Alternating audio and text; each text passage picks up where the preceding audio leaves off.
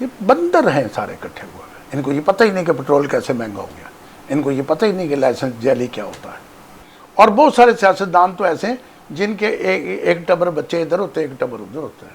کبھی آپ یہ مت سمجھیں کہ اللہ تعالیٰ کسی کو بے گناہ سزا نہیں دیتا۔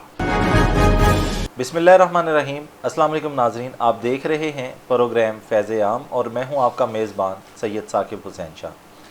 ناظرین محترم، ہمارے پروگرام میں فرازی صاحب کی کتاب روز قیامت پہ گفتگو کا سلسلہ جاری ہے۔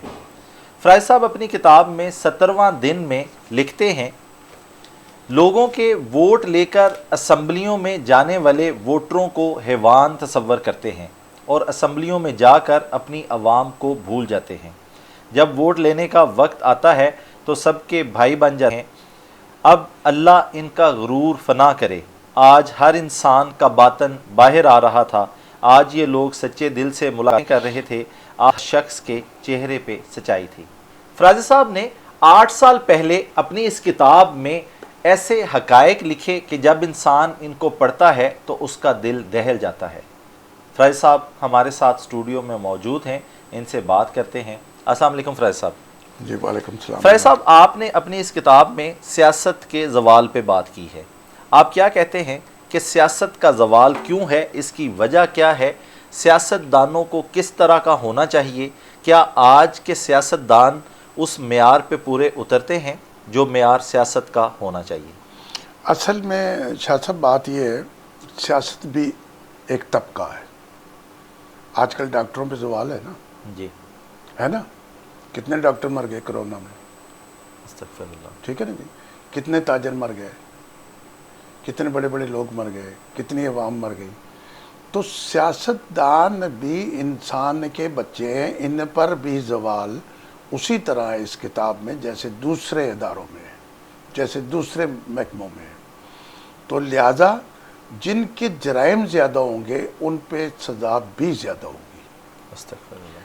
تو ہمارے جو سیاستدان ہیں، ہمارے سیاستدان جب الیکشن کے دنوں کا ایک سیاستدان اور اسمبلی کے اندر وزیر بننے کا ایک سیاستدان، ان دونوں کا اگر آپ تجزیہ کریں، ان دونوں کی آپ فلم بنائیں، آج کل کیا ہوتا ہے، آپ کو اس پہ سوشل میڈیا پہ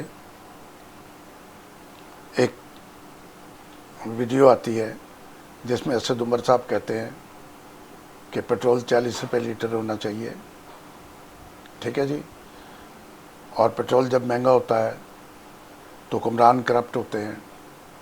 خان صاحب کہتے ہیں کہ ڈالر مہنگا ہوتا ہے تو حکمران کرپٹ ہوتے ہیں۔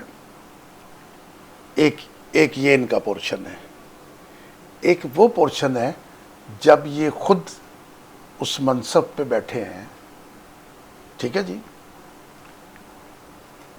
اصل میں یہ کس آدمی کے ضمیر کے اندر بات ہے کہ مجھ کو اللہ تعالیٰ نے اس دنیا میں انسانوں کی حکمرانی عطا کی ہے، میرے فرائض کیا ہے؟ میں ایک بات سمجھتا ہوں، مجھے اگر فرشتے 10 درے ماریں گے نا تو ایک سیاستدان کو 100 درے ماریں گے۔ شاہ صاحب ایک لاجک والی بات ہے۔ آپ کی جیب کٹتی ہے، آپ کی جیب میں سے ایک جیب کاٹنے والا بٹوا نکال لیتا ہے، اس میں 50,000 روپے ہوتے ہیں۔ آپ کا کتنا نقصان ہوا؟ 50,000 روپے۔ 50,000۔ اگر آپ کے بٹوے میں 50 روپے ہوں تو آپ کا 50 روپے کا نقصان۔ 50 روپے کا۔ یہ حکمران جو ہے انہوں نے پورے پاکستان کی جیبیں کاٹی ہیں۔ جب ان کو سزا ملے گی، کہ ویسے کہتے ہیں انہوں نے، ویسے یہ نعرہ ہے، دنیا کے 3 فیک نعرے ہیں۔ کب سے؟ حضرت نوح علیہ السلام سے۔ یہ آج نہیں بنے۔ یہ روٹی کا بڑا مکان لیلن کا نعرہ تھا، بھٹو کا نعرہ نہیں تھا۔ نواز شریف جو نعرے مارتا تھا وہ بھی دیکھ کے مارتا تھا، وہ بھی پوچھتا تھا۔ ہر بندہ کوئی نہ کوئی چیز پیچھے سے لاتا ہے. اور شاہ صاحب خدا کی قسم آپ تمہارے 4 وزیر اعظموں سے لائق ہوں گے. کس بے دردی سے اس ملک کے وزیر اعظم آئے. آپ کو شوکت ترین کبھی نظر آیا؟ آپ کو معین قریشی کبھی نظر آیا؟ اس ملک کے ساتھ ایسے ایسے ظلم کیے ہیں سیاستدانوں نے. آپ کو پتہ ہے کہ شیخ مجیب الرحمان اگرتلہ سازی میں قید تھا. جب بھٹو نے اپنے باپ کو کہا کہ میں تیرے سے الگ ہوتا ہوں، اس نے سیاسی جماعت بنائی PP. اس نے سب سے پہلا مطالبہ کیا کہ شیخ مجیب الرحمان کو رہا کیا جائے، بلکہ اس وقت صدر تھا جب اس کو کہا کہ رہا کیا جائے. پاکستان ٹوٹنے کی بنیاد کہاں سے شروع ہوتی ہے؟ شیخ مجیب الرحمان کو جیل سے نکالنے. وہ غداری کے کیس میں جیل کے اندر تھا. آپ ایک بات یاد رکھیں، جو آدمی دنیا میں در پردہ کوئی برائی کر رہا ہے اس کی سزا اس کو ملتی ہے. میرا ایمان ہے کوئی ٹرک کے نیچے آ کے ویسے نہیں مرے گا، کوئی نہ کوئی اس کی خطا ہے. استغفر اللہ. جیسے بھٹو صاحب کو، ٹھیک ہے میں سمجھتا ہوں کہ بھائی وہ لیڈر تھا، اس کو پھانسی ہوئی، ٹھیک ہے جی، تو کوئی وجہ بیک گراؤنڈ میں ہوتی ہے. کبھی آپ یہ مت سمجھے کہ اللہ تعالیٰ کسی کو بے گناہ، اللہ تعالیٰ کسی کو بے گناہ سزا نہیں دیتا. یہ میرا ایمان ہے، کیونکہ میں انسان ہوں، وہ میرا رب ہے. رب کسی کو بے گناہ سزا نہیں دیتا. آپ نے اس کو غداری میں سے نکالا ایوب خان کے پریشر ڈال کے، پھر پاکستان کی نہیں دنیا کی تاریخ، پوری دنیا کی تاریخ، آدم علیہ السلام سے لے کے آج میرے تک کوئی لیڈر ایسا دنیا میں نہیں جس نے 98% ووٹ لیا ہو. جی آپ کو پتہ یہ بات؟ 98% ووٹ لیا شیخ مجیب الرحمان نے. تھا تو وہ بھی سیاستدان ہی، اس کے بھی ٹکڑے کیے بنگالیوں نے، اس کو بھی قتل کیا، ٹھیک ہے نا جی. لیکن 98% ووٹ لینے والے نے جب یہ کہا کہ پاکستان کا وزیر اعظم میں ہوں گا، بھٹو نہیں ہوگا، اس نے کہا نہیں ادھر تم ادھر ہم. یہ اقتدار کے لیے کچھ بھی کر جائیں گے. یہ اقتدار کے لیے ہٹلر کیا کہتا تھا؟ کبھی مار دو، پیروں کو نیچے دے کے قتل کر دو، جتنے بچیں گے ان پہ حکمرانی کرو.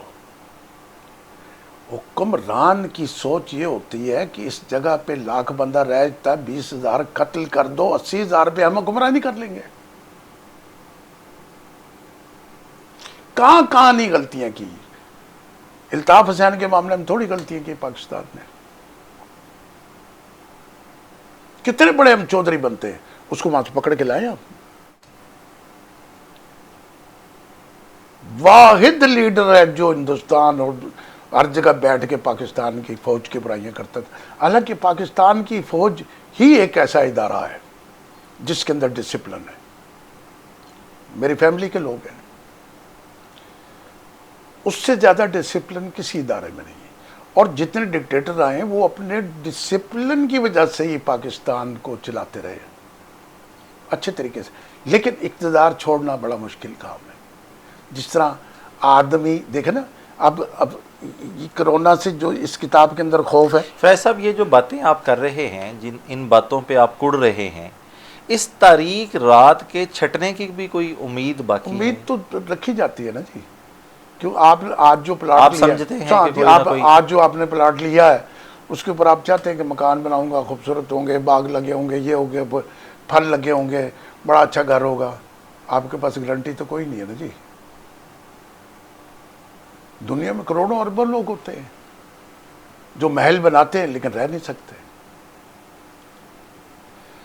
تو اس امید پر دنیا قائم ہے کہ شاید اچھا اس کے لیے کرنا کیا پڑے گا، یہ سوچنا پڑے گا، عوام کو یہ سوچنا پڑے گا کہ ہمیں اچھی حکمرانی لانے کے لیے آپ اکڑ جائیں.